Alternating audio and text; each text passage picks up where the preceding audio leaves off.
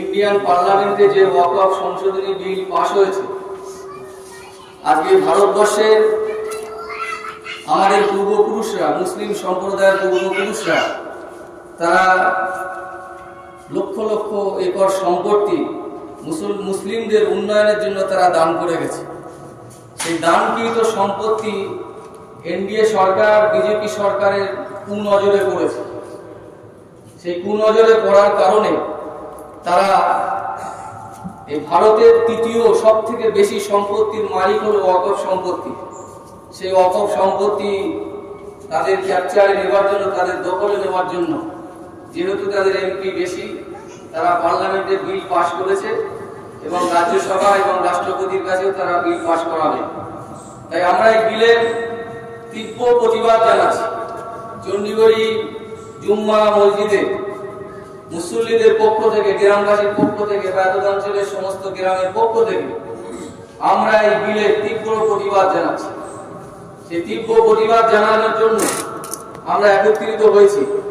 আমরা সবাই এই আন্দোলনের মাধ্যম দিয়ে আরো তীব্রতম আন্দোলন আমরা তৈরি করব। পশ্চিমবাংলার, ভারতবর্ষের বিভিন্ন জায়গায় এই আন্দোলন হচ্ছে। আমরা সবাই আল্লাহ দরবারে দোয়া চাই যে আন্দোলনের মাধ্যম দিয়ে আল্লাহর পক্ষ থেকে যেন সাহায্য আসে, এসে যেন এই মুসলিমদের উপরে, সংখ্যালঘুদের উপরে যে ক্ষতি, যে ভয়াবহ কালো দিন আসছে, সেই কালো দিনের হাত থেকে যেন আল্লাহ পাক আমাদেরকে রক্ষা করেন।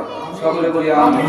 একটু স্লোগান হবে, আপনারা স্লোগানের সাথে হাই হাই হাই হাই অমিত শাহ হাই হাই হাই হাই হাই হাই অসীম বৈষ্ণব হাই হাই হাই হাই হাই হাই সংশোধনী বিল বাতিল করতে হবে, করতে হবে করতে হবে সংশোধনী বিল অবিলম্বে বাতিল করতে হবে, করতে হবে করতে হবে সংশোধনী বিলের বিরুদ্ধে ইমাম সংগঠন লড়বে। সংশোধনী বিলের বিরুদ্ধে ইমাম সংগঠন লড়ছে। গণতন্ত্র বাঁচাতে ওয়াকফ সমস্ত ভারতীয় এক হও। গণতন্ত্র ওয়াকফ সম্পত্তি বাঁচাতে সমস্ত ভারতীয় এক হও। ওয়াকফ সংশোধনী বিল মানছি না, ওয়াকফ সংশোধনী বিল মানছি না। ইংরেজদের অবৈধ সন্তান নরেন্দ্র মোদী, অমিত শাহ দূর হটো। ইংরেজদের অবৈধ সন্তান এনডিএ নরেন্দ্র